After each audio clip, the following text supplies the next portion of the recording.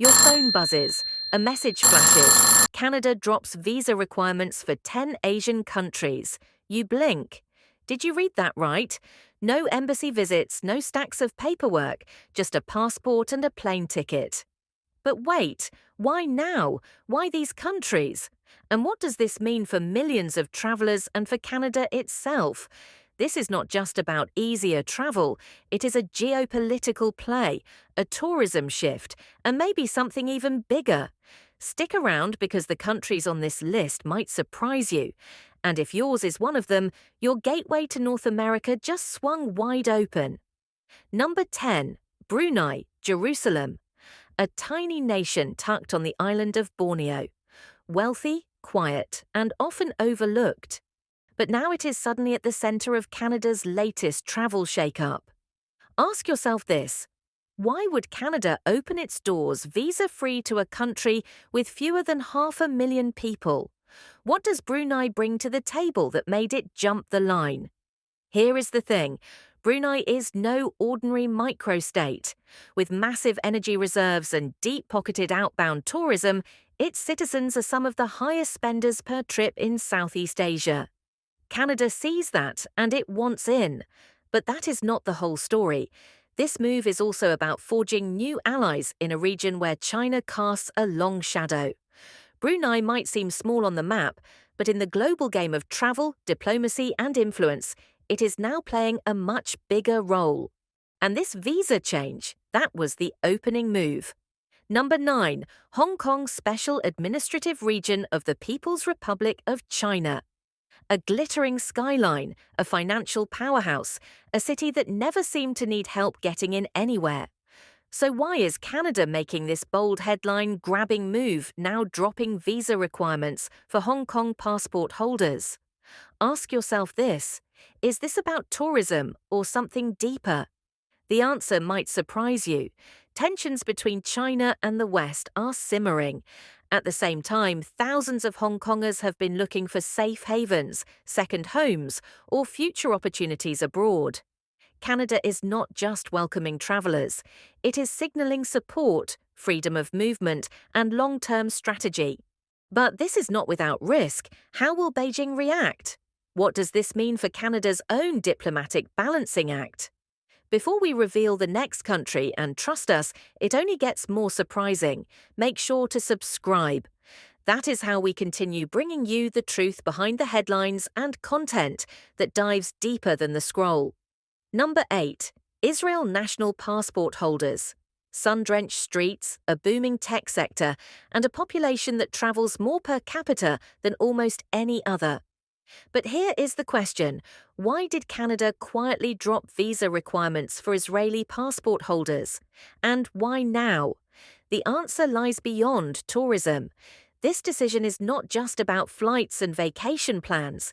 It is about strategy, influence, and something far more delicate: trust. Canada and Israel have long maintained strong diplomatic ties. From intelligence sharing to innovation partnerships, the relationship runs deep.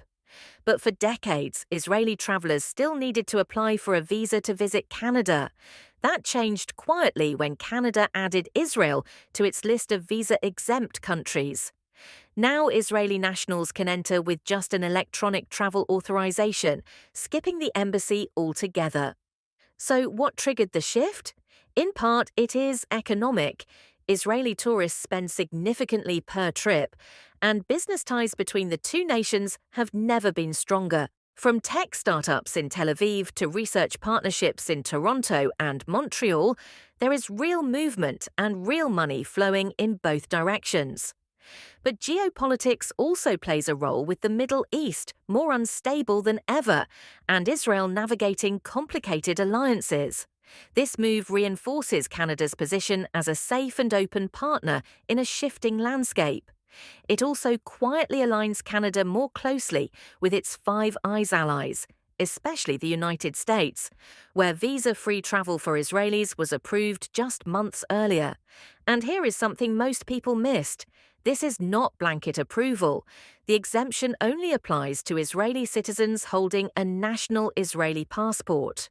From tech startups in Tel Aviv to research partnerships in Toronto and Montreal, there is real movement and real money flowing in both directions. But geopolitics also plays a role, with the Middle East more unstable than ever and Israel navigating complicated alliances. This move reinforces Canada's position as a safe and open partner in a shifting landscape. It also quietly aligns Canada more closely with its Five Eyes allies, especially the United States, where visa-free travel for Israelis was approved just months earlier. And here is something most people missed. This is not blanket approval. The exemption only applies to Israeli citizens holding a national Israeli passport. This move, welcoming Japanese citizens with just an electronic travel authorization, is not just about convenience. It is about global influence, mutual trust, and long-term economic bets. Let us break it down. Japanese travelers are among the most sought after in the world. They stay longer, they spend more, and they often return. For Canada, tapping into that market means more than boosting tourism. It is a quiet economic win, especially as cities like Vancouver and Toronto deepen their connections to the Pacific Rim. But there is another layer: diplomacy. Japan is not just a traveller hub, it is a geopolitical anchor in East Asia and a close ally to Canada's key partners, including the United States. As tensions rise in the Indo-Pacific region, from trade wars to territorial disputes, Canada's move to ease travel for Japanese citizens is a carefully timed gesture, one that says, "We trust you, we want you here, and we see you as part of our future." And here is something most Canadians do not know. Despite decades of friendship, Japanese passport holders still had to jump through visa hoops for years. That changed only when Canada expanded its list of countries eligible for streamlined electronic travel authorization.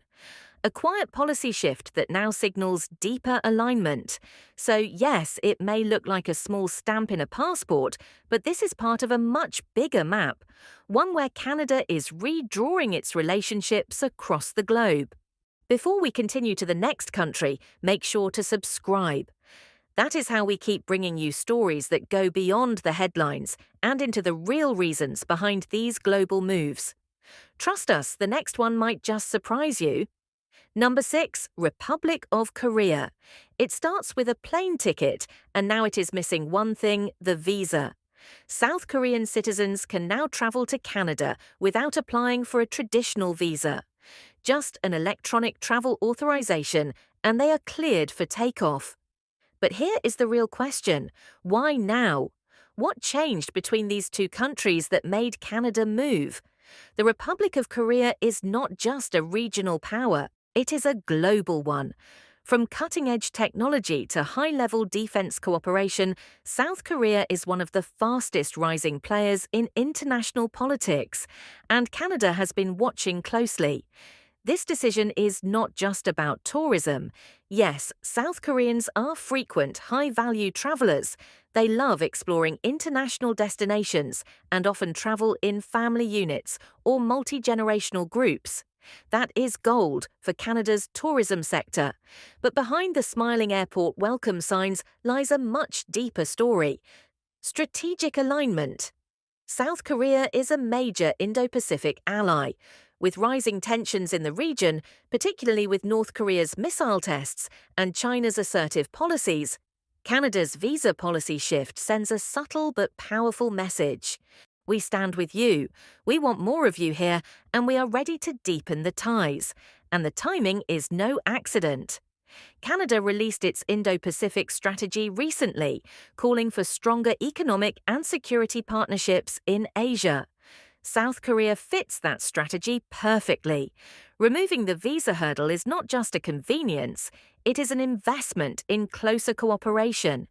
But here is what most people miss.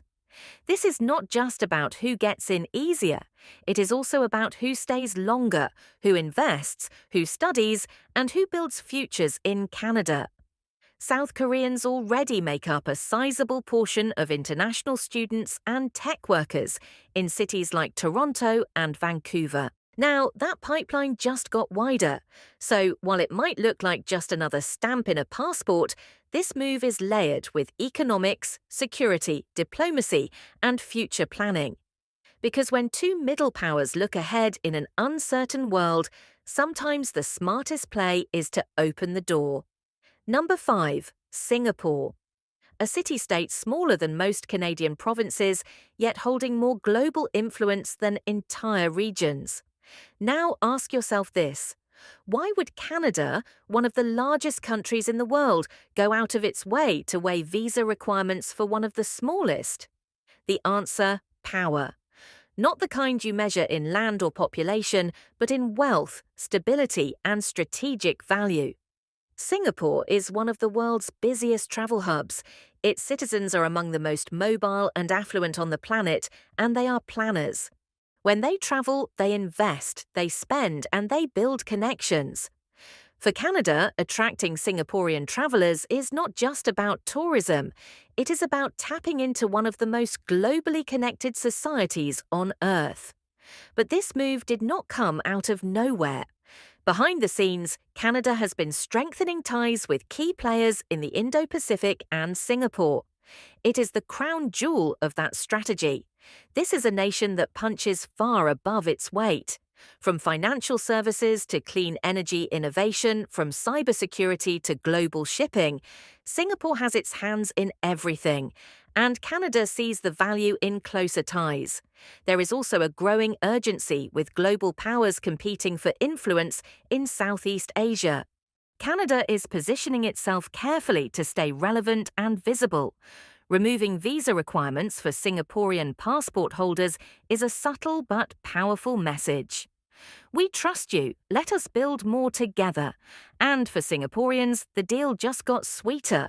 They can now visit Canada for short stays using only an electronic travel authorization.